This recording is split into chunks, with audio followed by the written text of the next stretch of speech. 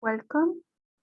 My name is Francisca Acevedo, academic from Universidad Frontera, Chile, and I'd like to welcome everyone to the 9th VRT webinar on microencapsulation and granulometry. One moment, yeah. As you may already know, this series of webinars have been organized by the Bioencapsulation Research Group Association and the ENCAP4Health Consortium. To begin with our webinar, I'd like to introduce you to Professor Daniel Moraga, academic from the Universidad de Valparaiso and today's speaker. Professor Moraga graduated as a pharmacist from Universidad de Valparaiso, Chile. He did his PhD in molecular pharmaceutics and drug delivery at the University of Texas at Austin, US. Currently, he's an assistant professor at Universidad de Valparaiso, adjunct professor at University of Texas, associate researcher at the Chilean Pharmacopoeia Research Center, and a member of the editorial board of the scientific journals Drug Development and Industrial Pharmacy and AAPS PharmSci-Tech Journal. His main focus of research is the delivery of drugs into the lungs using controlled release systems.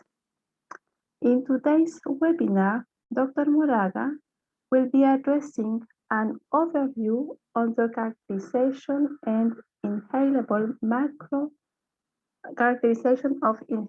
microparticles using aerodynamic-based methods versus based on scattering-based mechanisms. Please welcome Dr. Moraga and his presentation, Rule of Thumbs for inhalable particles, differences between the geometric and aerodynamic particle size. Hi, everybody. Thank you for coming today. Seminar. Today, we're going to be talking about inhalable particles, the difference between geometric and aerodynamic particle size, and what we have to be careful when we are characterizing these products. So let's go for the basics. When we use the lung is an amazing organ, extremely irrigated.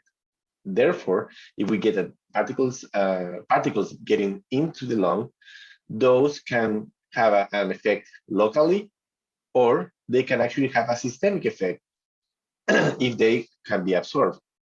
Actually, it's so fast the way that they affect that they can be absorbed, that they actually can get the same profiles as an injectable. That's why we have these days even like insulin products that can be provided just through the lungs. So that's amazing. But that's not the only case. We can actually these days inhale large doses of drugs like antibiotics just into the lungs. So in that way, we can avoid side effects of the drugs, just dosing the right concentration in the right organ without orally in taking drugs that can go to different organs that they should not be considering that concentration in there. So it's a great route of administration. You don't need needles, and you can get the same profiles. So that's amazing. But all these issues that can be advantages, they have to be careful. They have to be considered, but also you have to consider particle size. Because if the particle size of those products is not the right particle size, those particles will never reach the lung. So, and why it's that amazing, this organ? The lung has a capacity of about 4 to 6 liters of air that can hold.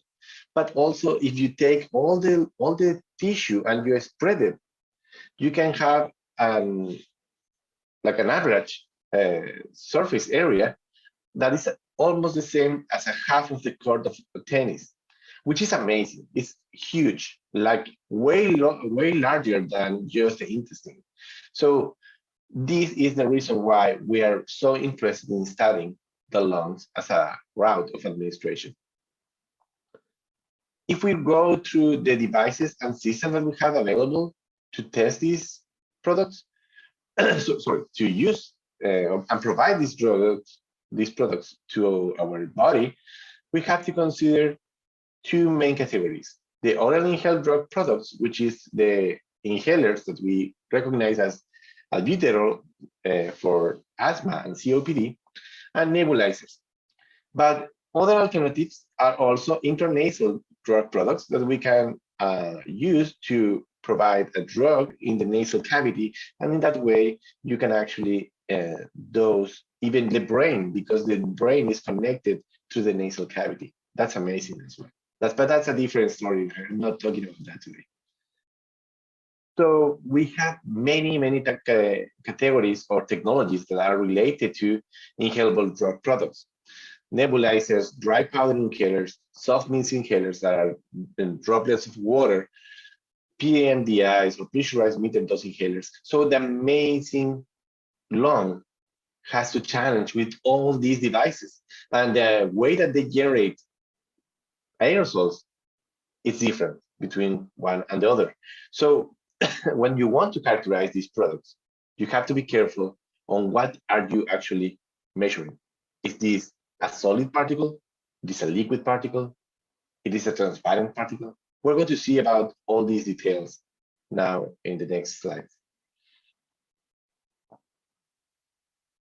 Okay, now let's go to what it's oral inhaled drug products 101. How this works. Basically, we have a product that has a specific range of particle size. If we want to go to the deep lung and maybe absorption, or just effects locally, we want particles that are between 1 and 5 micrometers.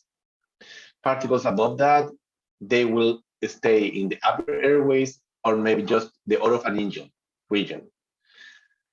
And even if you try with the nasal cavity, particles, they have to be above 10 micrometers, so they stay there. But that's a different game. Today, we're just going to be talking about those that go to the lungs. So how do we start with that? Usually, we want a specific particle size range, below 5, above 1. Just a key. Particles below 1, you can exhale that. And then you are not going to, when you have those particles out of your body, they are not being locally affecting the region, or you're not going to have a systemic effect.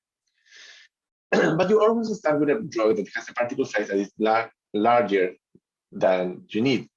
So you have to mill that with different techniques, and then you're going to get particles that are individually between that range of 1 to 5.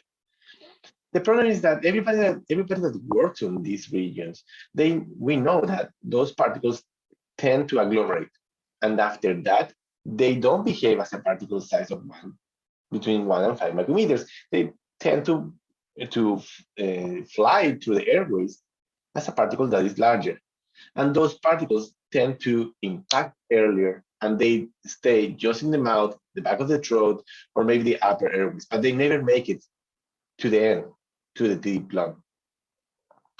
So how do we do that? Well, we have devices, either which we call inhalers, that they provide either a propellant or they provide a mechanism of dispersion that allows to those particles with the drug or the drug to actually fly through the airways, avoid impacting earlier in the upper regions, and reach the deep lung.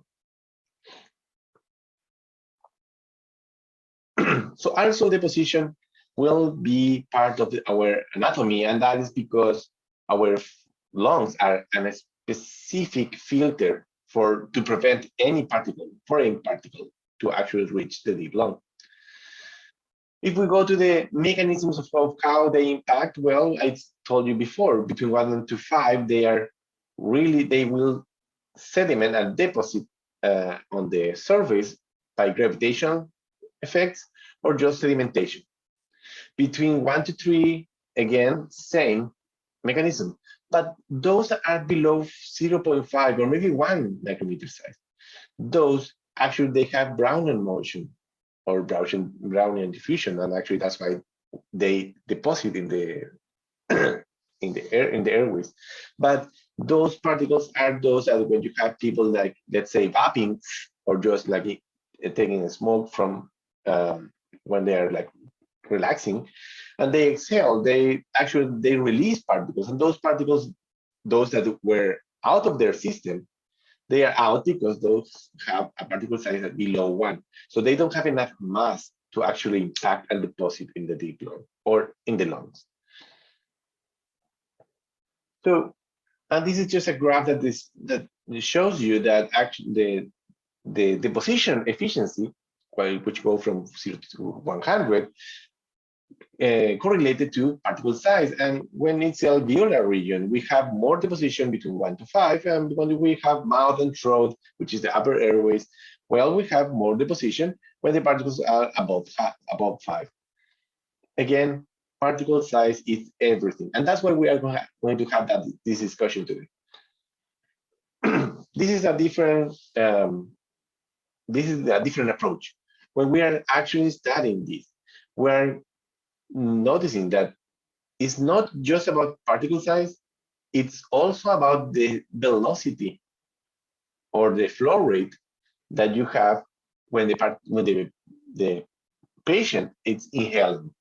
So it doesn't matter just to you don't have to just inhale. You have to inhale in the right intensity to make these particles being dragged by your inhalation, but they don't fly that fast enough that they don't impact and they don't reach the target. So what it shows you, this graph, is that it says, you know what, the efficiency of deposition, which is the y-axis, it can be you will see that the efficiency increases when two variables are going up. First, d, which is the aerodynamic diameter, to the square. So the most important factor in this equation, it is the diameter, and q, which is the inhalation flow rate. What this means is that when you have a patient, you have to tell them inhale slowly, so those particles don't accelerate and they don't have a better chance of impaction in the upper airways. And particle size, again, it's really important.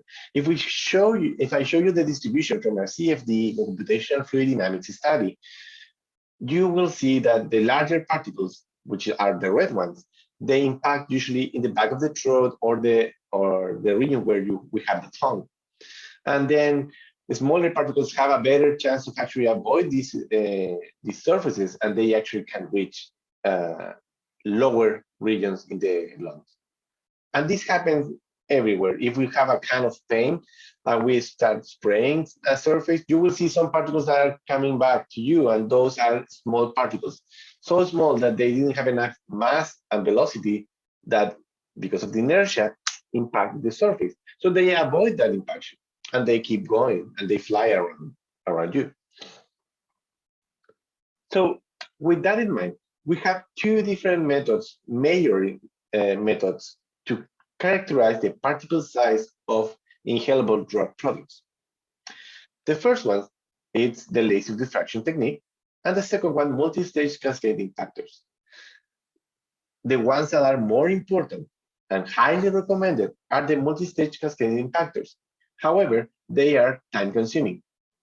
Laser diffraction techniques are extremely effective ways of characterizing the particle size, but and we are going to see that they have a limitation, and it's that they characterize the particle size geometrically, and the cascading factors, they provide a particle size which is aerodynamic.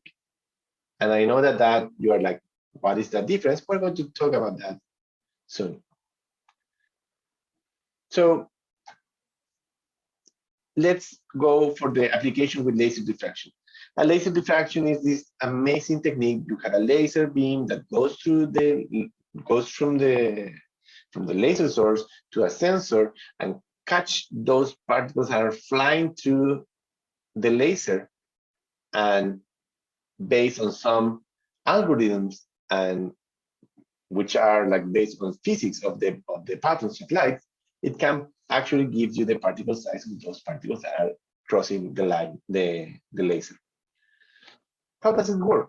Well, diffraction and scattering of light are two different situations based on physics that can give you what happens when the light hits the surface of a particle. And what's important here is that based on that change of pattern of the light or the waves that are generated by the light, that means that the system is capable of catching that difference or that change in the pattern of the light and transform that information into particle size. So when the particles are flying through the laser hits the surface, and you can have these four different phenomena: reflection, diffraction, refracted particles, because the light goes through the particle, or they can absorb the light and re-irradiate the light. So this technique, laser diffraction, focuses on focuses their theory on what happens when the light get diffracted in the surface. The diffraction in the surface of the particle, it's what we call the Fraunhofer theory. But sometimes that surface is irregular, and maybe you have to consider that the refraction of the material, it's actually changing the direction of the light. So you have the scattering, and in that situation, you have to use what is called the me theory. Let's see what they are. What is about these two techniques, and based on that, how we can get more information from there. So this is how we're going to see the change of the patterns of light when they when the light impacts the surface of a particle. And we're going to see the large particles. Usually they change or they scatter the light intensely in narrow angles, and that means that when the particle gets hit by the light, the narrow angle is generated, the patterns of light are generated, and then the sensor catches that new pattern that goes in an angle and record that and takes it as an intensity of light, and then that changes to a particle size distribution. What is really interesting from that is that we're going to see that intensity depending on the distribution of those particles. And that information, it's really important.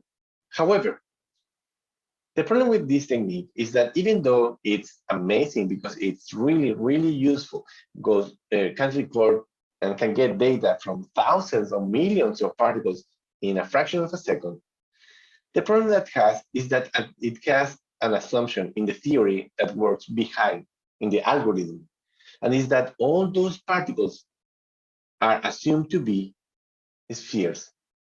And that is not something that actually happens, because you have the sphere at the left side, and you have the patterns of rings that are like a beautiful pattern. But what happens usually is that we have these rough particles that they have different shapes. Sometimes it looks like a needle, sometimes it looks like more like a trapezoid or whatever. And then that generates different patterns of light. And those changes in direction of the angles, they are not going to be as a sphere, they will generate a different pattern. But the sensor will catch that light, that new pattern of light, and the sensor will translate that to a particle size distribution.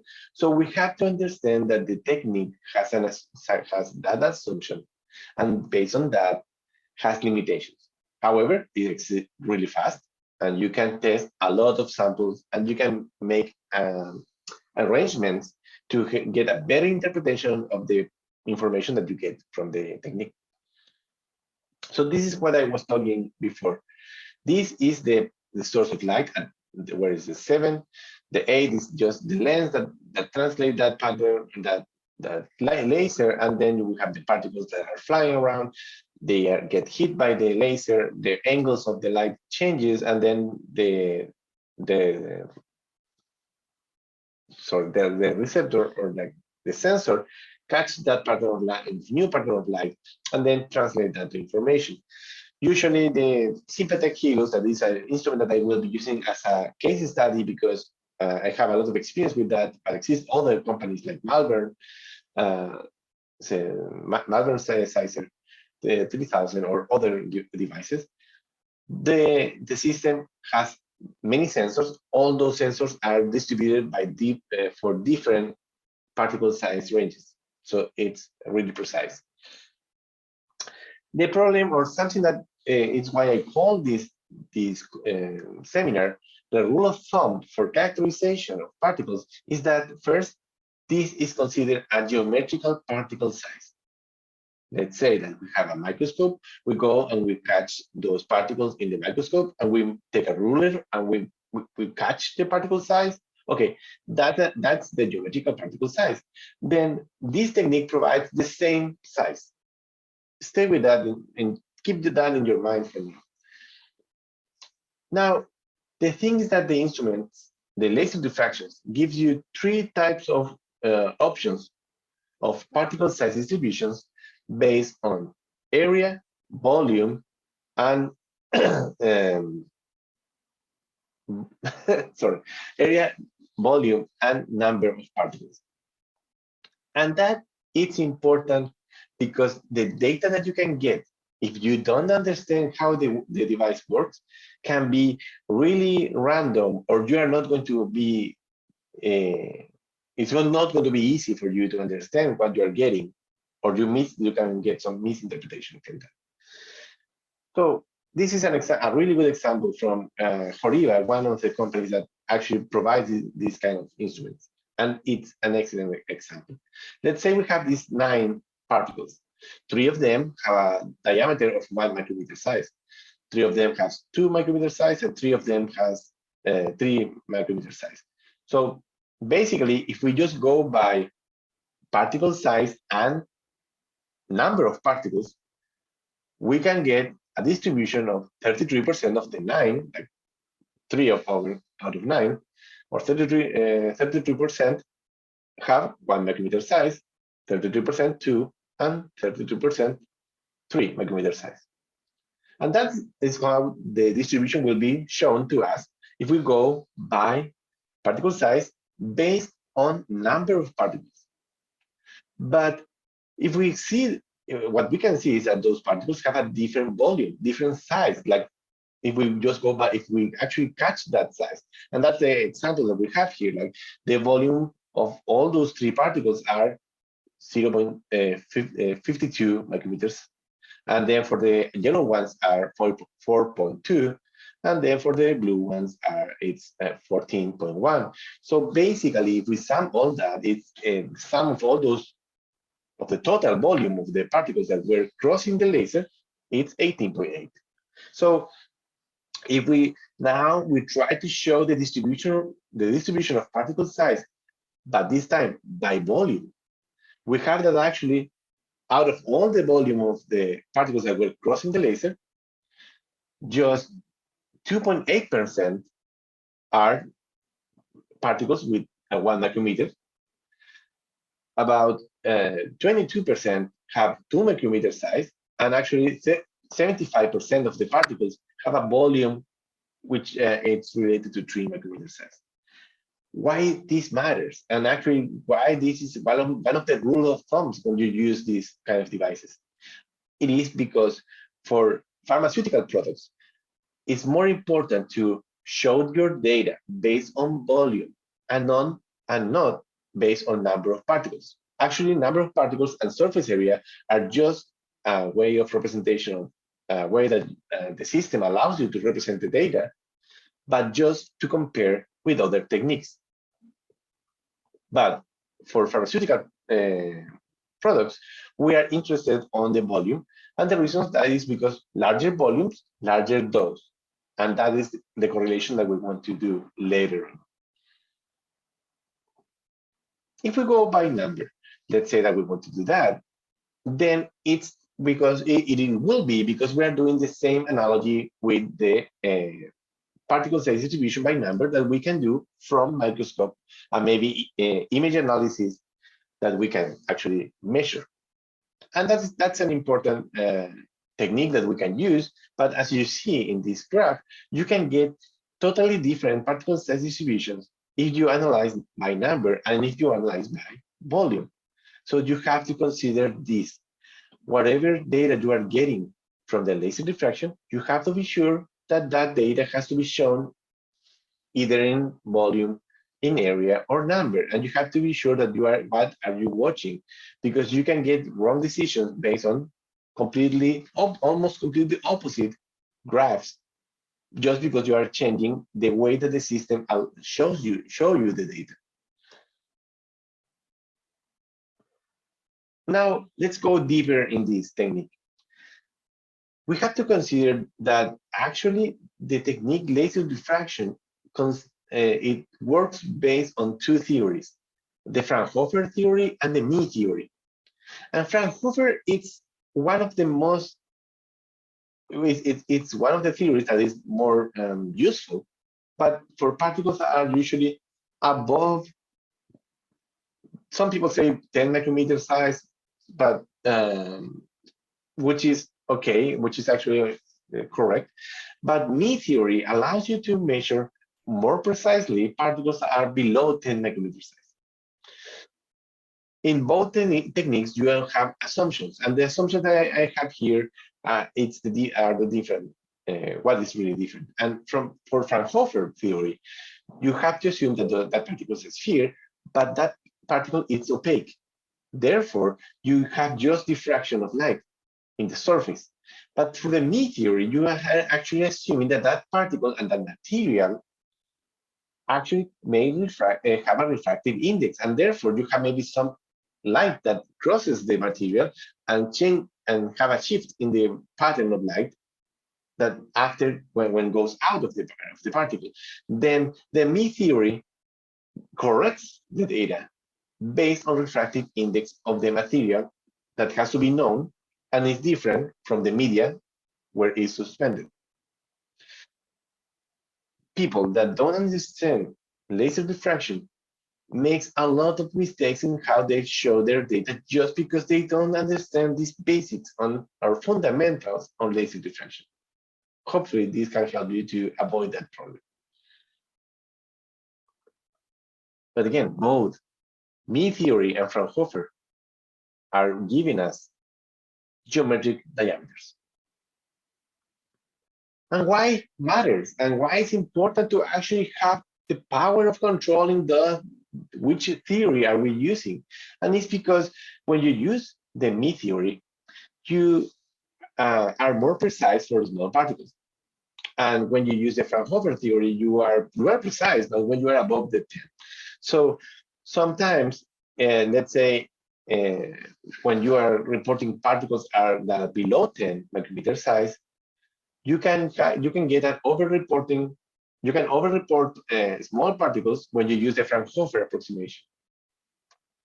And because of that, you will say, okay, I have my particles are like in this example, my particles are around maybe about 5 micrometer size when they are actually double in the size.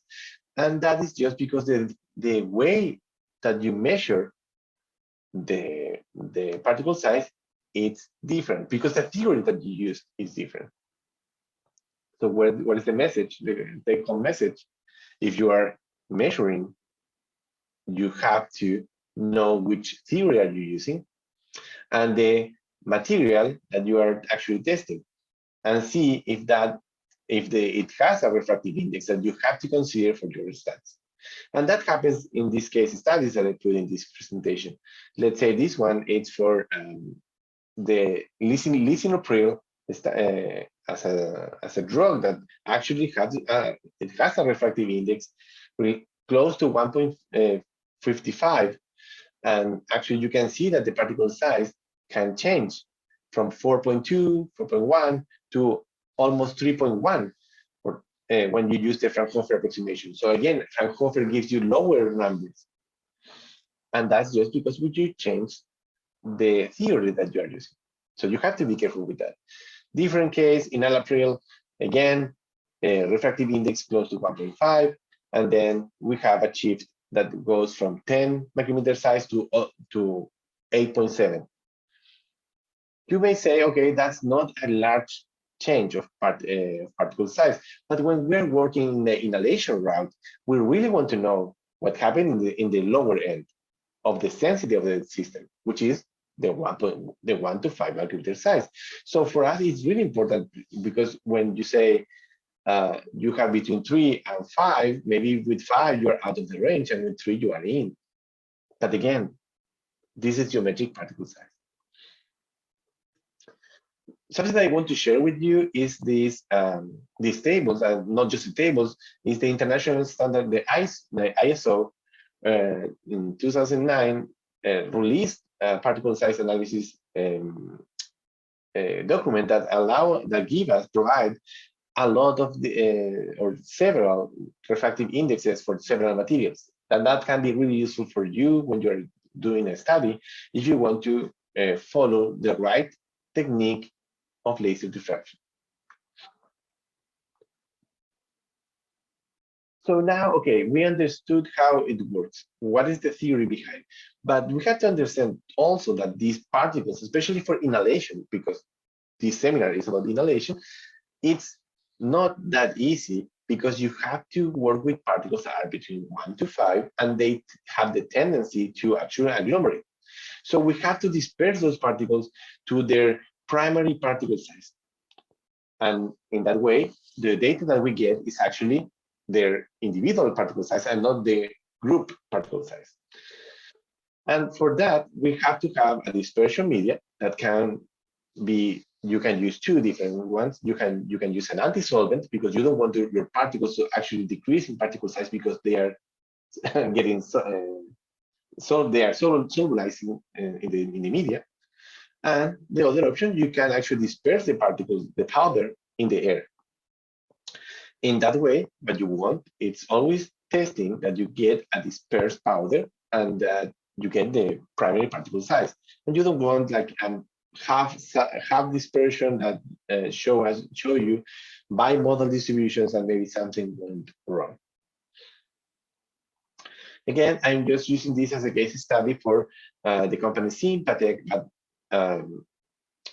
it can be the same for other companies, that they actually provide systems of dispersion for the powder, for liquids, and even for inhalers. So that is really good because allow you to actually work in a more precise condition that is more relevant for inhalation in the case of Sympathec with the inhaler attachment. So with that in mind, we want to test these particles, but we have actually two different conditions.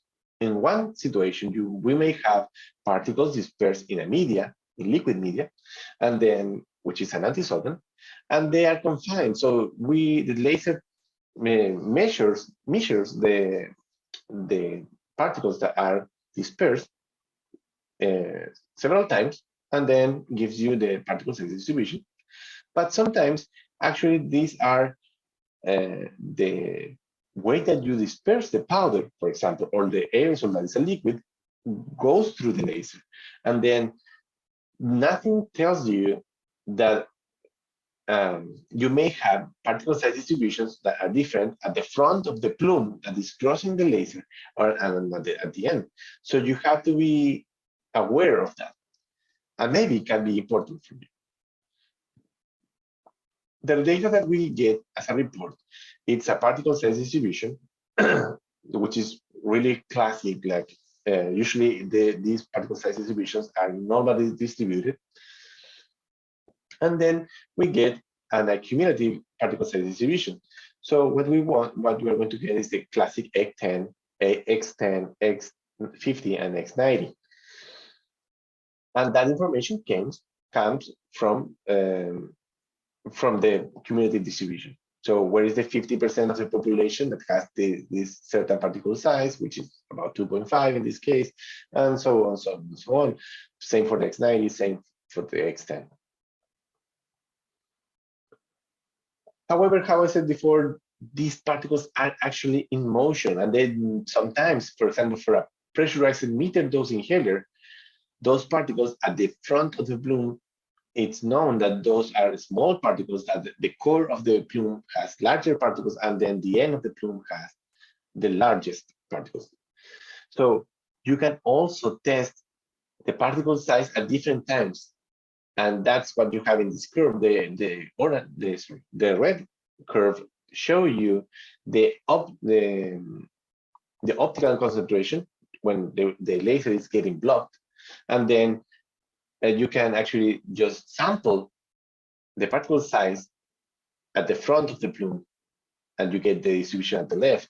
And then you can do that again at the end when the laser is almost getting not blocked, and then you have a different distribution. And from that, what the system gives you is that when you are doing a whole test, it gives you the average of all those particle size distributions at several times. But you can also study in specific times when that's happening. And that's really, really cool.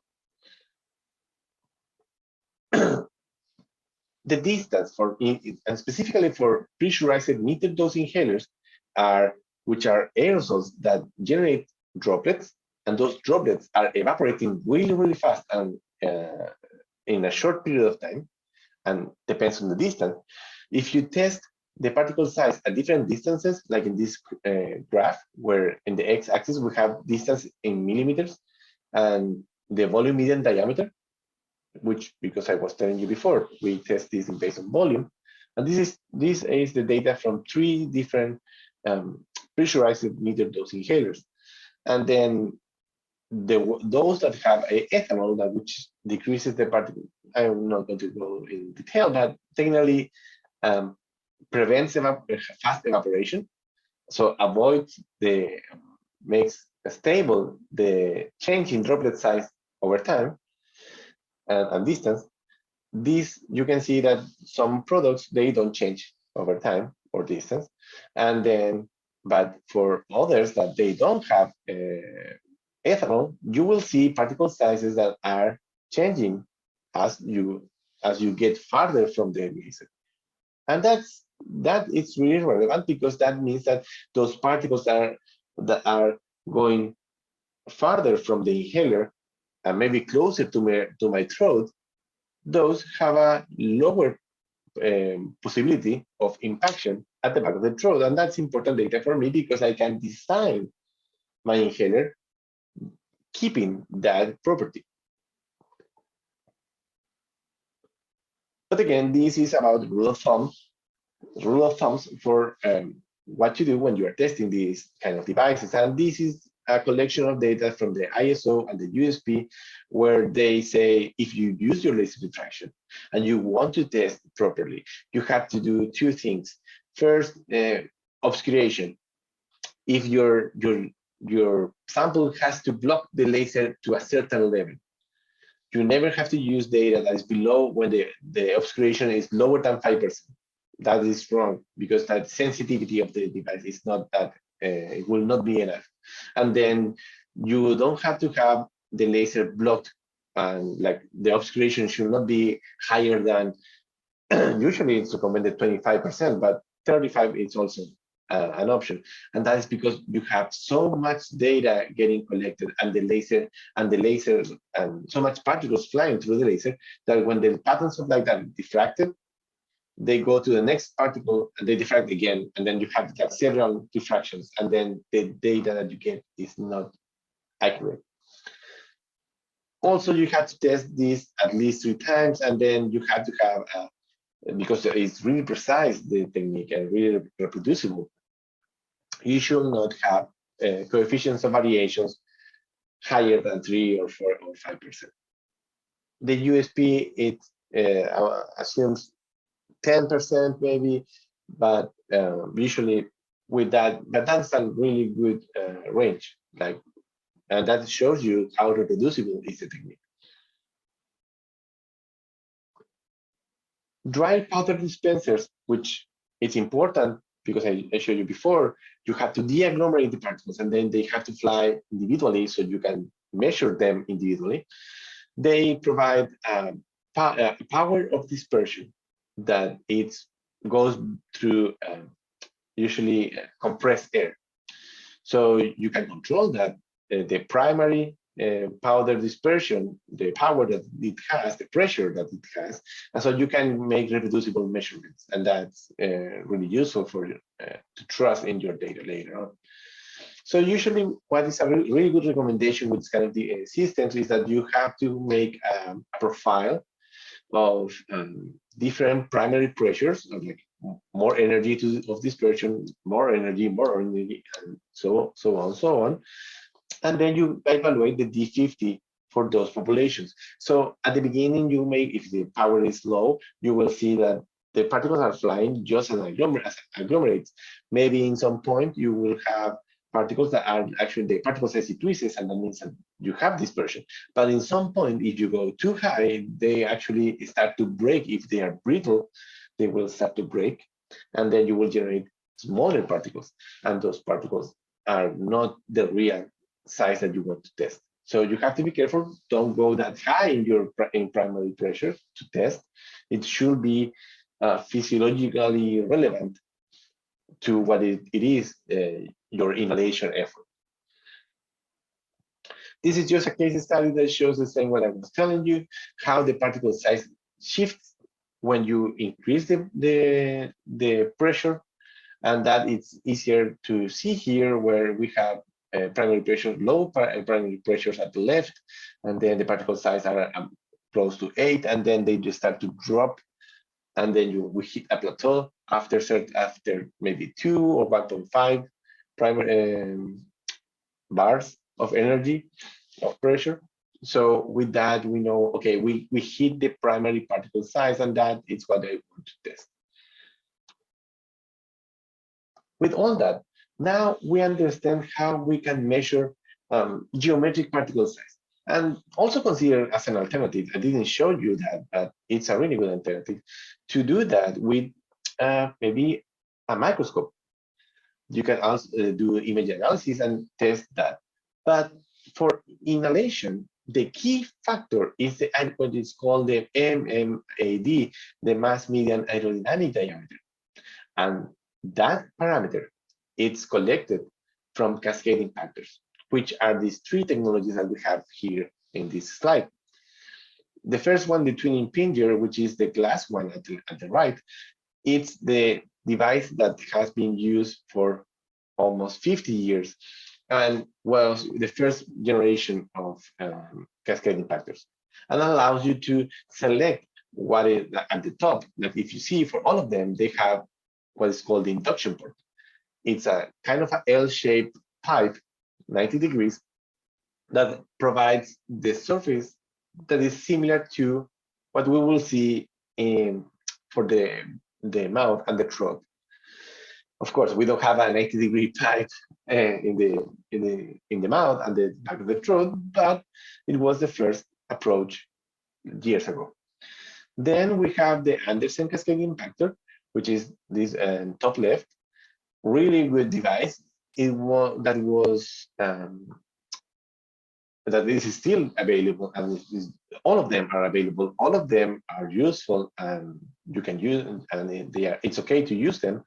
But then the next generation was what is called the NGI, or next generation impactor, which is the one at the bottom of the slide.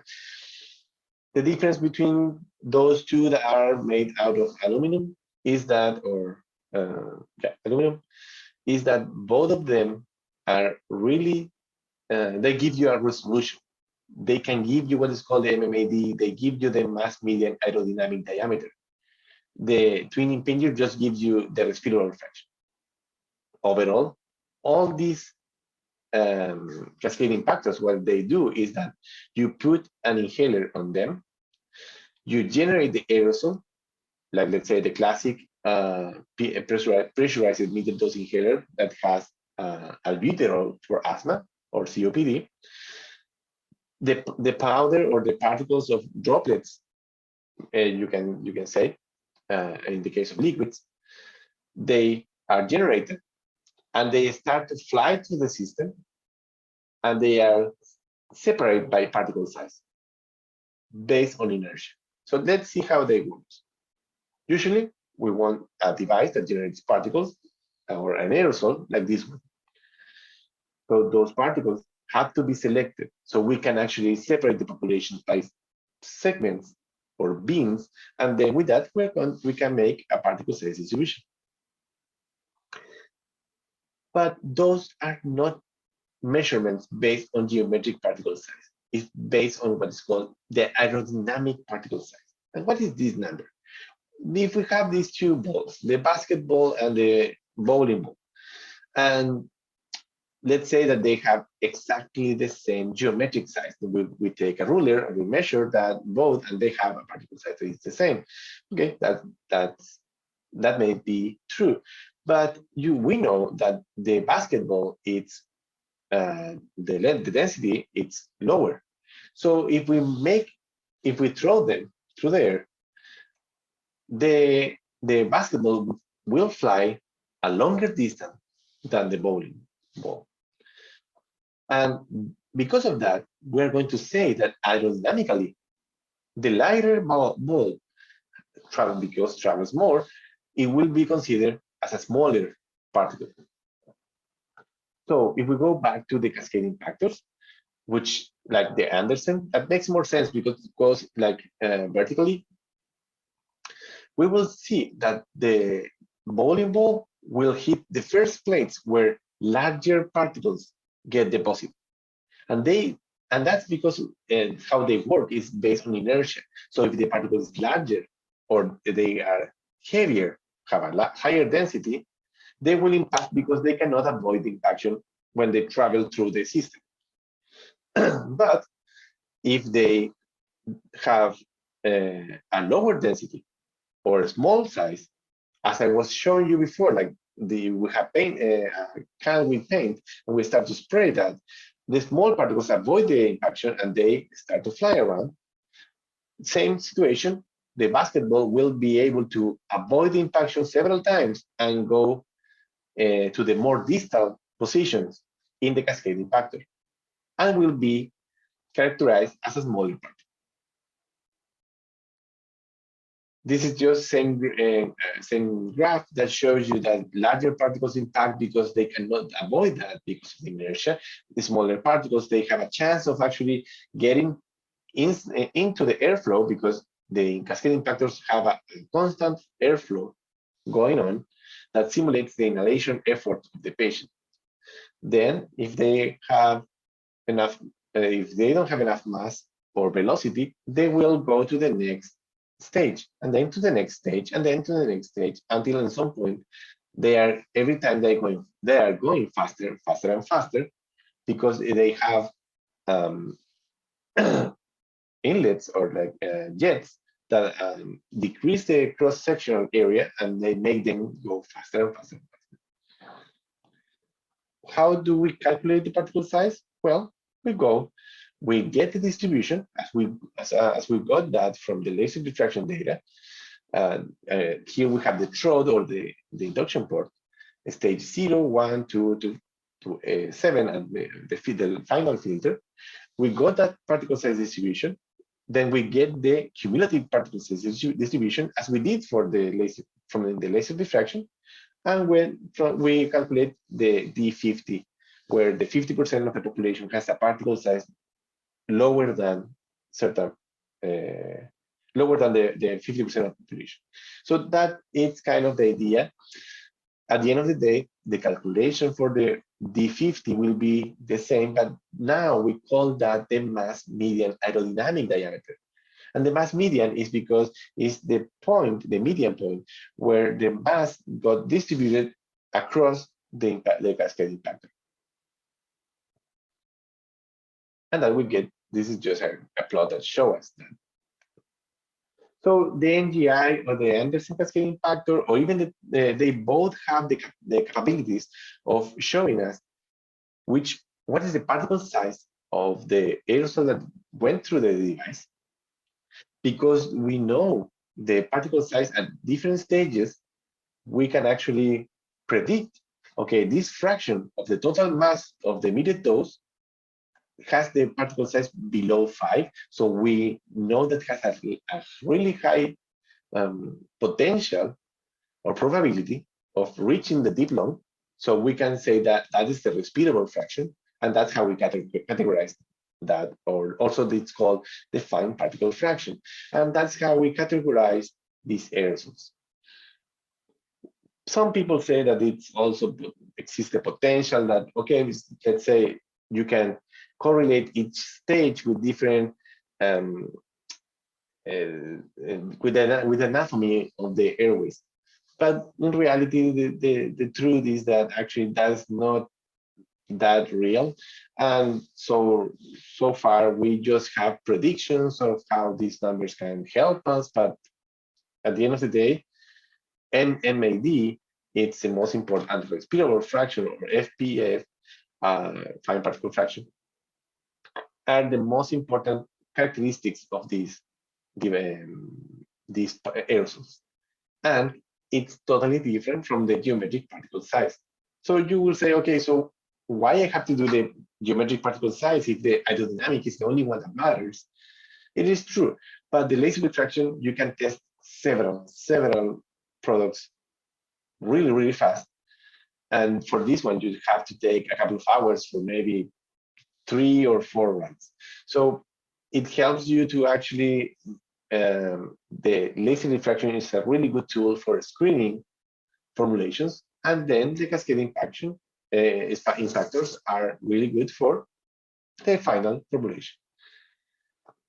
And with that, I want to thanks to the bioencapsulation group for the invitation, and of course my lab here at the University of Valparaiso, which is LATEFAR, the Laboratory of Technology, Pharmaceutical Technology, the University of Texas, where I am a professor there. I work for them as well, and the government of Chile, because they fund all my studies here at the University of Valparaiso. And finally, the research center Pharmacopoeia Chilena, the Chilean Pharmacopoeia, sorry, that also I'm part of, and it's always supporting my research here in Chile. So if you have questions, please let me know and we can talk later. Thank you. Thank you for your interesting presentation, Professor Moraga. Now for the round of questions, please refer to the Q&A window if you want to formulate any. We don't have questions at the moment. Maybe everything was too clear. Yes, very interesting, Professor.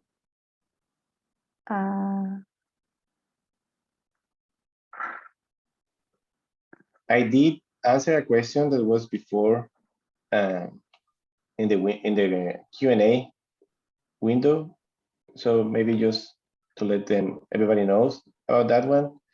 They asked me about for the multi-stage cascading factor, which is the maximum particle size we could use, and the answer for that is that usually when you have a inhalable formulation, you have a universe of particles. So technically, you will have a range, maybe from 1 to, let's say, 20 micrometer size. But the multi-stage cascading factors, they are capable of filtering. It's not a physical filter, but it's an aerodynamic filter that I mentioned before, that will remove the particles above 10 micrometers, and it will just use to assess the efficiency of the inhalable formulation. It will use the range between 1 and 10, and it will show you the distribution, and that will allow you to give all the calculations that I mentioned before. So that is a range that will enter into the system at between 1 and 10 micrometer size.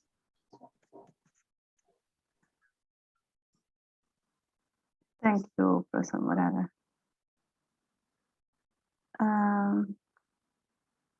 Do you see more questions?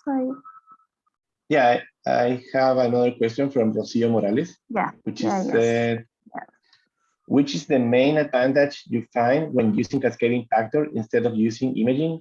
Thanks, really interesting talk. Thank you, Rocio, for that. Well, the cascading factor, it's capable of giving you an assessment based on the full formulation. All the particles are involved in the inhalation formulation. But when you analyze something by imaging, which I've also worked a lot in that, automatic imaging, then you will just, it's impossible to image everything. So you will have to analyze a fraction of the population of particles. And that means that you are just maybe sizing 1,000, 2,000 particles. If you have an automatic system that takes pictures and just make them go around and it has a camera, maybe you are sizing, I don't know, 1 million, but you're not, the assessment is not based on everything. Plus, USP usually prefers to characterize everything, any dosage form based on drug content. So because of that, it's even better. Again, this is the main focus of the whole presentation, also because imaging gives you the size of the sphere, but you don't know the density. So that means that you can have a sphere that looks small, but it's really heavy. So aerodynamically will not be a good technique to assess. So that's why we are implementing all these techniques, and you have to compare them always. But imaging is a good option. It's a fast option, as well as laser diffraction, as I mentioned before. All of them are good options, but at the end of the day, from a pharmacopedagogical state point and regulatory state point, you will always be asked to present your data with cascading factors. Thank you for the question, Rosie. I hope that it's a good answer for you. Okay, I'd like to thank everyone for the questions and participation, and of course, Francisca, yes? We have another one. Yes, we have some. Yes, you are right. Please, Daniel, the next. Okay, it says from Alexander Kastner. Hopefully I say your last name correctly. It says, from your practical experience, what do you think is more common evaluation in the field of laser diffraction, Fraunhofer or me? What is used more often? Okay, this is Alexander. This is my answer based on my experience. I'm not supporting any company in this answer, but usually you will find around 3 companies that are really good in laser diffraction: Horiba, Sympathec, and Malvern. But the only one that I know that allows you to control the imaginary number, and that means adapting to the different diffractions of the solid particles. Like, let's say, are they really adjusting for me or for Fraunhofer? It's Sympathec. At least with the most common instrument that you can find in the market. For Horiba, I am not 100% sure because I think they got a new system between the last 2 years.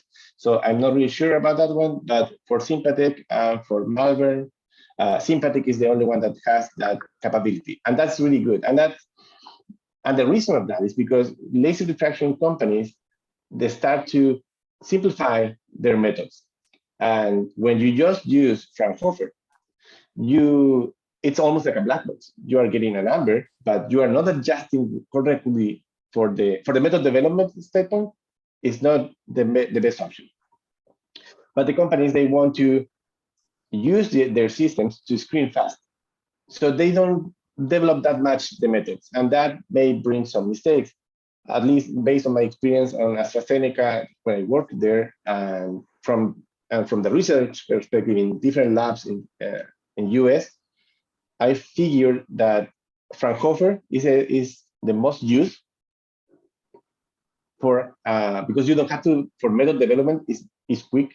It's a quick technique, but you should use me theory when you are using these particles because they are not always opaque particles.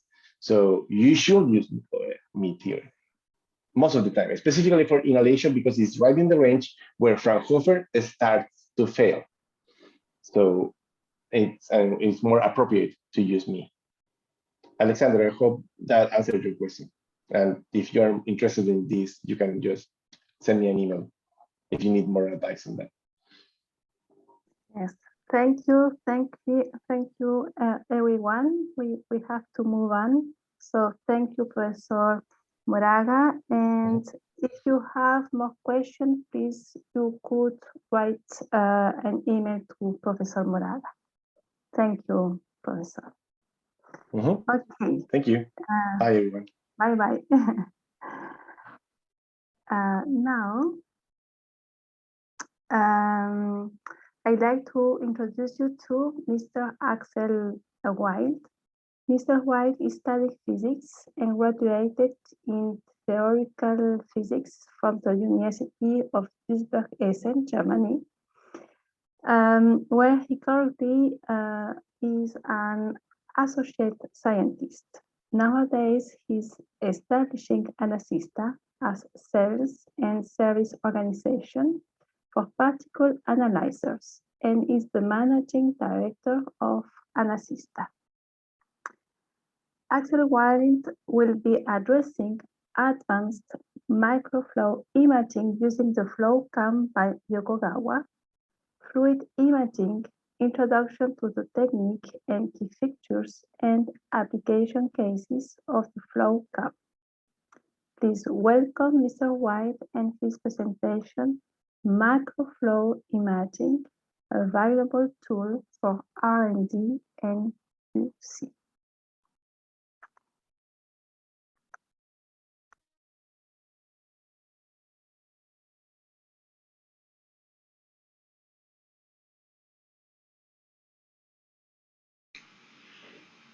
Good afternoon. My name is Acevedo from the company ANASYSTA located in Germany. This afternoon, I want to introduce you to the microflow imaging technique in general, but specifically the FlowCam. The FlowCam is an instrument manufactured by the company Yokogawa Fluid Imaging Technologies. I want to show you how the microflow imaging with the FlowCam can be a valuable tool for R&D work, but also for quality control compared to other techniques, specifically in the case of the microencapsulation. But before I start with this, I want to introduce you a little bit more to the two companies, ANASYSTA and Yokogawa Fluid Imaging Technologies. ANASYSTA was established in 1999 and is located in the west part of Germany, close to the Dutch border. Due to this preferable location, we can cover the whole continental Europe for sales of instrumentations and for servicing these instrumentations. ANASYSTA started 20 years ago, mainly focusing on particle sizes using dynamic light scattering and light blockage or light obscuration technique. But nowadays, ANASYSTA is more focused on advanced techniques like the Yokogawa Fluid Imaging Technology FlowCam, which is used for sizing, counting, but also for morphology studying in a wide range between 300 nanometers and 5 millimeters. We also started in 2018 with another line, with a spectral line, NCS1, which is also a particle sizer, but compared to the FlowCam, is covering a different size range and is only for sizing and counting. This machine, the NCS1, is based on the Coulter principle. The Coulter principle is well known in the industry for several years, for decades better to say, but the Coulter principle up to now was mainly used in the size range below 1 micrometers, around 0.7 micrometers, up to a few hundred micrometers. The SPEAKERr then in CS1, based on the same principle, the cultural principle as I said, is covering a different size range. It covers a size range between 30 nanometers up to 2 micrometers and, since last year, up to 10 micrometers. But this is not the topic of the presentation we have today. So I want to come back to the Yokogawa Fluid Imaging, FlowCam, and the company Yokogawa Fluid Imaging. Let's look for the company on the next slide. Yokogawa Fluid Imaging Technology manufactures the FlowCam instrumentation series, which is a very innovative imaging-based particle analysis system. The company is in the market for more than 20 years now and is located at the East Coast in the United States. It's located in Scarborough, which is a little town in Maine, roughly 130 miles north of Boston. You can see it here on the map to have an idea about the location. On the right side, you see the building where the company is located. This building is completely occupied by Yokogawa Fluid Imaging Technologies because we have here R&D work, we have manufacturing, we have software writing, and developing of new machines, including developing new applications for the FlowCam technology. You find the FlowCam all over the world. We have now in the market more than 1,000 machines, and you can find us in all major companies around the world. Many of them are pharmaceutical companies, but also related to food or life industry. But also general industrial applications are covered by the FlowCam. The FlowCam is used for particle analysis, including morphology studies, as I said before. Particle analysis is very fundamental in many industries because particle size and its distribution has a significant impact to the stability, taste, texture, color, gloss, form stability, abrasiveness of products. Due to this, particle analysis is a well-known technique in several industrial areas like food, polymers, pharmaceutical formulations, paints, inks, pigments, emulsions, in the microelectronics, where we use the CMP, chemical medical polishing process, for liposomes, for proteins, or for macromolecules.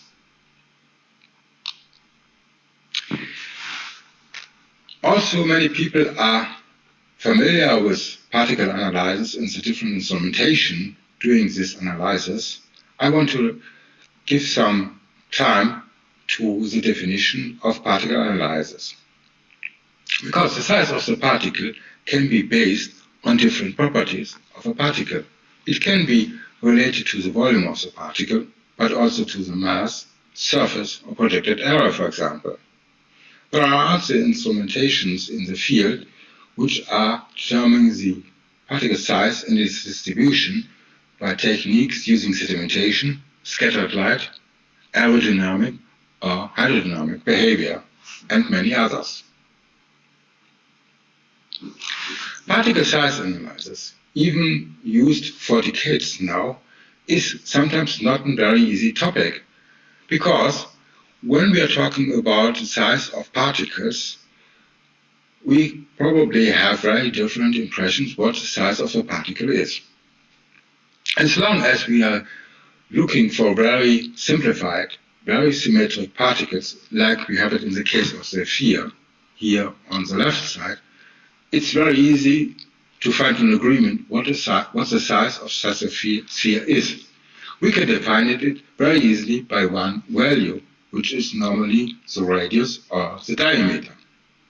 But as soon as particles are becoming different in the shape, like we can see it here simplified on the right side, it becomes more complicated, because such particles are difficult to define by just one value. I give you an example here. You see this yellow tube, for example.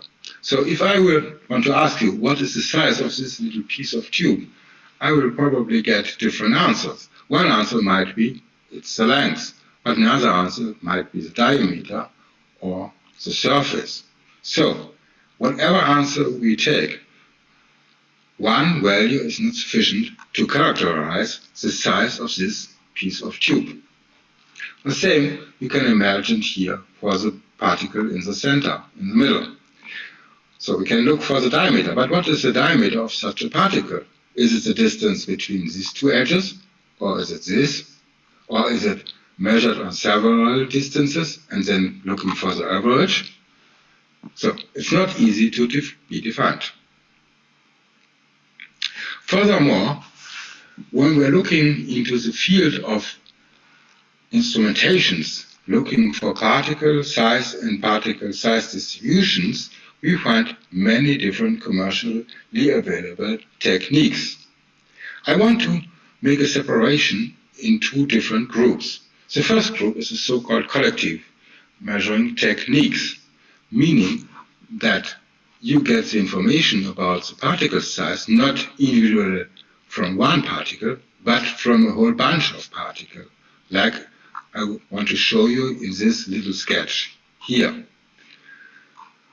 To this technique is used by dynamic light scattering, laser diffraction, sedimentation, but also the centrifuge, ultracentrifuge, sedimentation, or ultrasonic spectroscopy. The second group is the group of the individual sensing techniques. Here, each particle is measured, captured individually, and we are looking here for each individual particle for its specific size. So we're making no assumption about a size distribution. These techniques are used, for example, in the microscope, flow imaging, which is very close related to the microscope, light obscuration, or the Coulter principle.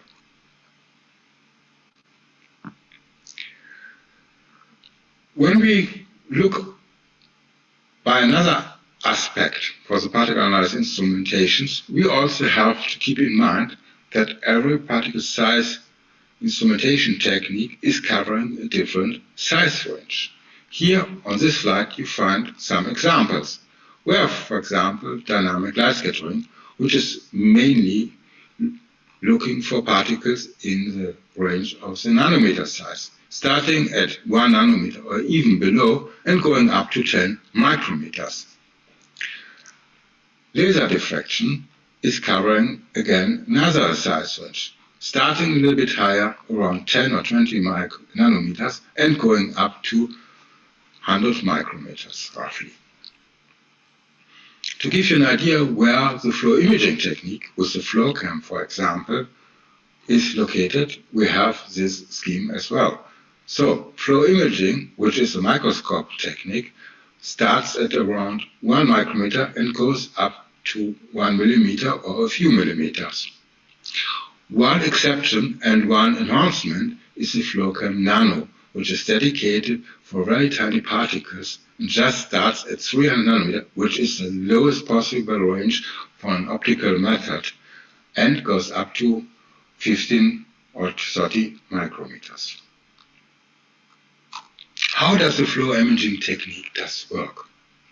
Basically, as I said, it's based on a microscope, but it's an automatic imaging process we are using here, and we are continuously feeding sample liquid to a flow cell in that case. So we have to look on the scheme to understand how this does work.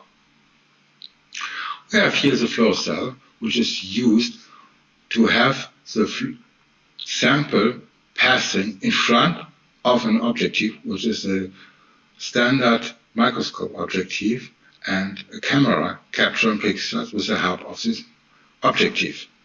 Behind the flow cell, we have a light source, giving sufficient illumination of the flow cell, so that the camera can capture the pictures containing the images on these images.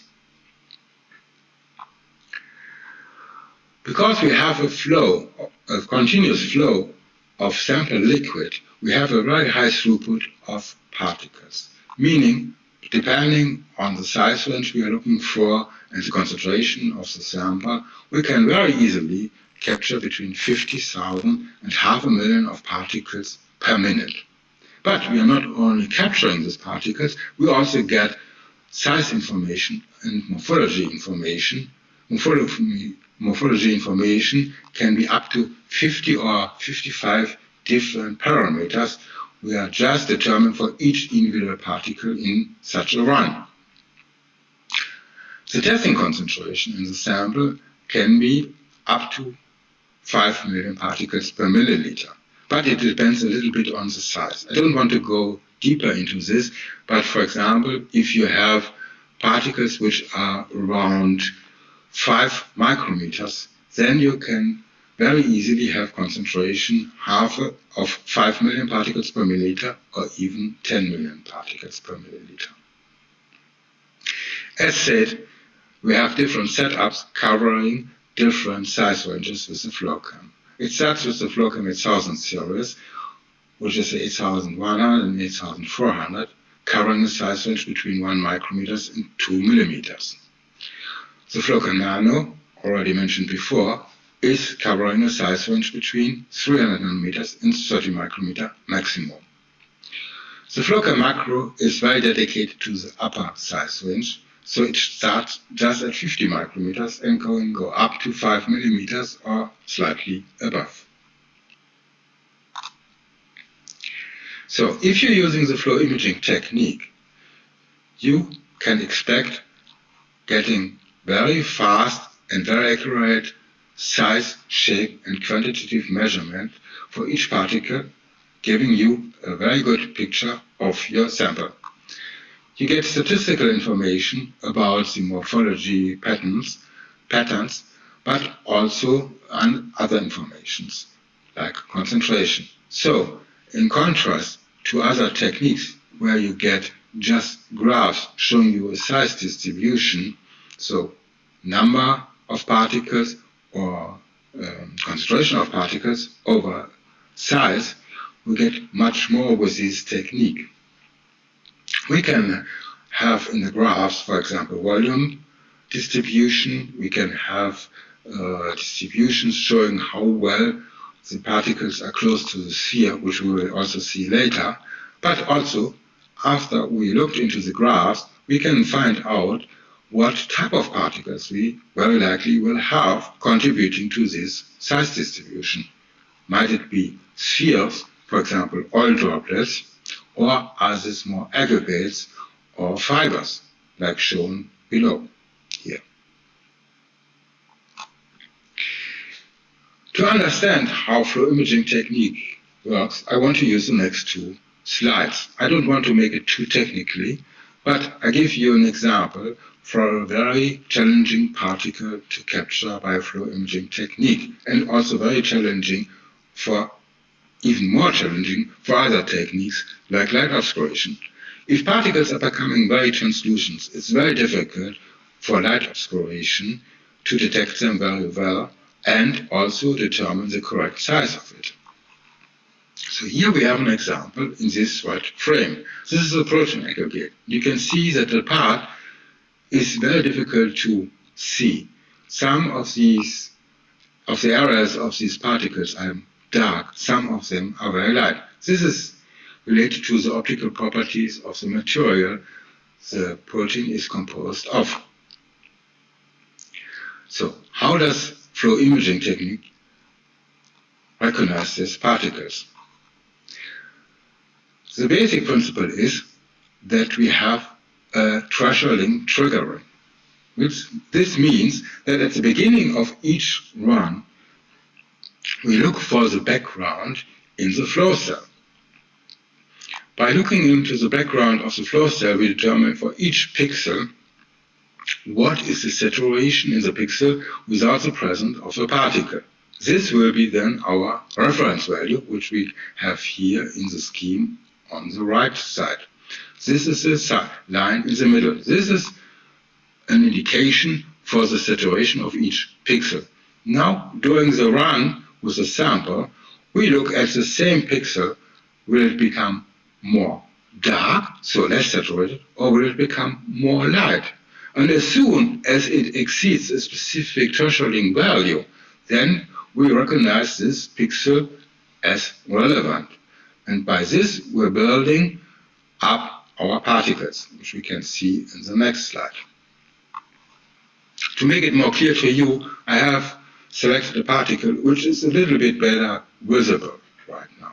So we start with a trigger ring and say, okay, if there is a change in the darkness by 15%, for example, we recognize it, which is giving everything which is highlighted in red.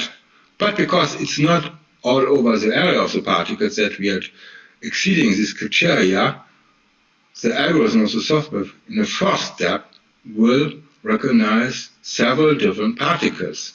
Not one particle, but several little pieces of particle. So we have to improve this, and this is done automatically by the algorithm of the software using the FlowCam. So step by step, we get more and more a complete picture of the particle, which ends up here in the last step. Now we have recognized by the software one complete particle. Everything which is highlighted here in red is recognized by the software as a part of the particle, and you can see the green frame around it showing that it's recognized as one particle and not as several small pieces. To have a very good result in this process, of course, it's crucial to have a high-quality camera delivering very crisp pictures of the particles, independent if we are looking for polystyrene beads, glass beads, which are easily to detect because they give a lot of contrast, but also for very translucent particles like we have it with proteins, or as we can see later, with some of the encapsulated. So, now we reach the part of the presentation where I want to show you one application which we are covering with the flow imaging technique and the FlowCam. We want to monitor conservate formulation. So we use the FlowCam to monitor this process. The sample was continuously pumped into the FlowCam directly from the reaction vessel. During this process, the view of the FlowCam, respectively the FlowCam's flow cell, was also monitored by eye. And then when we saw a significant change, we start capturing data from the sample flowing through the flow cell. Of course, this can be also done automatically, but because we didn't know when we had the optimized process and we didn't want to generate too much data, we just triggered it manually. But of course, we have software tools where it can be done automatically, either by the FlowCam as a standalone or in conjunction with the process control device. We were expecting a size range between 80 and 140 micrometers for the encapsulated particles.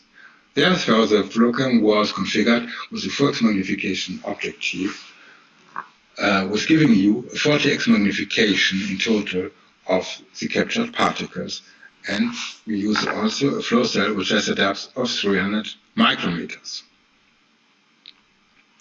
During the run, we also made temperature measurements and pH measurements to correlate this with the data later. But this is not now the topic here. So, on the next slide, you can see for 4 different times how the sample have looked like by the FlowCam. So you see after 9 minutes, not very good, same as after 30 minutes. But after 39 minutes, you get very nicely encapsulated particles. Then, when the process went on, it becomes again more worse because we got more aggregation, because more gelatin was attached itself to the capsules. So, this shows us that the optimum might be sometimes around 39 minutes in this case. But of course, doing this judgment by the human eye is one part. More interesting is the software of the FlowCam itself capable to do this automatically. And this can be realized very easily. What we have done to do this is that we picked very nicely capsules and put it in a reference library. We have here an example of this reference library. You see very nicely encapsulated particles. So this is our reference. Then we compare this reference library, I go up again, with the different measurements we captured over the time. When we look then for the statistical values, how well the reference, or how many of these particles for a specific time are in accordance with the reference particles, then we see a clear, very significant statistics, which is shown on this slide. We have here the time, so again, after 9, 30, 39, 58, and even 83 minutes. And then we look how many of the particles we captured at that specific time are in good relation or in good correlation or in good match with the reference particles. And of course, in the beginning, it's a bad match. So we are around 0%. And then it goes up when we reach, in that case, 39 minutes, and we have a match of roughly 50% of the particles, which is also visible in the increase of the number of particles matching with the reference library. Unfortunately, when we move on in the time, we have again a decrease, and it's becoming more worse.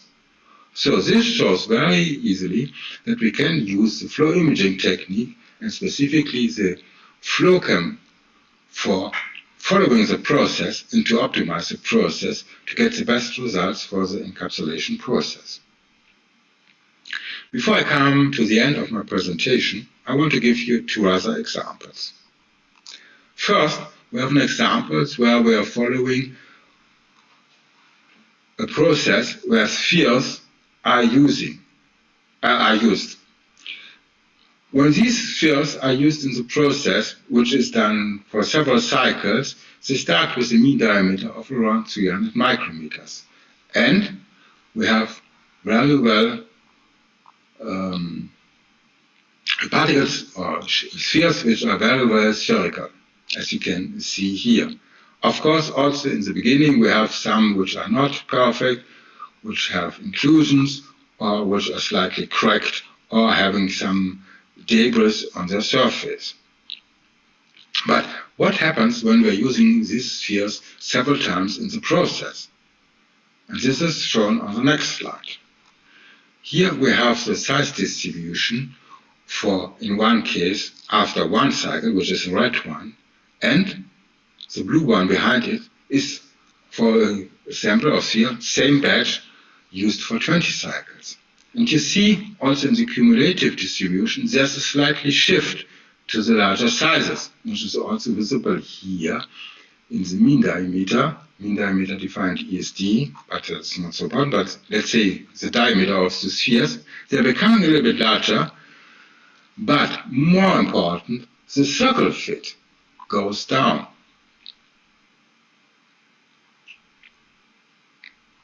So, and you also see that the circle fit standard deviation increases.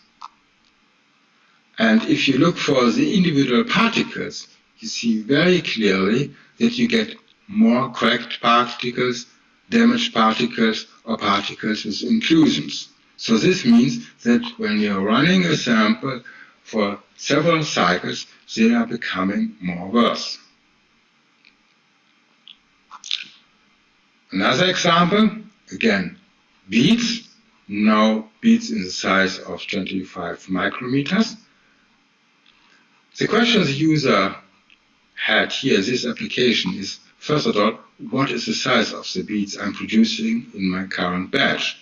But furthermore, he was not only interested in a good match in the mean diameter of the particles, which was in a target 25 micrometers, but also he wanted to control how well they are matching with the perfect sphere, and can we find some inclusions, or can we also find some remains from the process making the spheres on the surface of the beads. And this was clearly possible with the FlowCam and the flow imaging technique.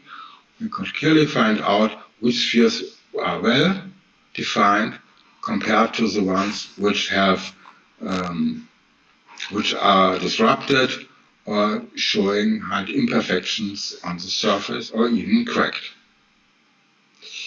Yes, I had reached the end of my presentation, so I hope I give you a first little insight about what flow imaging technique and the FlowCam can do for your products and your process you are driving. Thank you very much for your attention.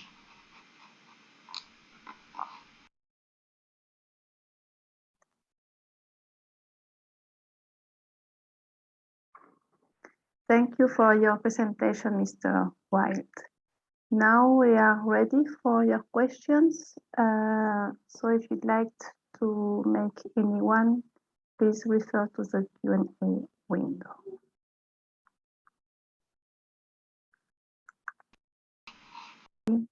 Would like to remind you the upcoming webinars. Characterization of microcapsules will be held on February 17th, 2022 at 3 p.m. Central European Time. And the following events with date are to be confirmed are dripping technologies, fluid bed coating, scale up and industrialization. Our 24th Microencapsulation Industrial Convention will take place in Rotterdam, the Netherlands, from May the 2nd to May the 5th, 2022. And the 27th International Conference on Bioencapsulation will be held in Marseille, France, from June 7th to the 10th in 2022. Should you require more information or wish to register, please visit our website bioencapsulation.net. So that would be all for this webinar. Thank you all so much for attending. Bye-bye.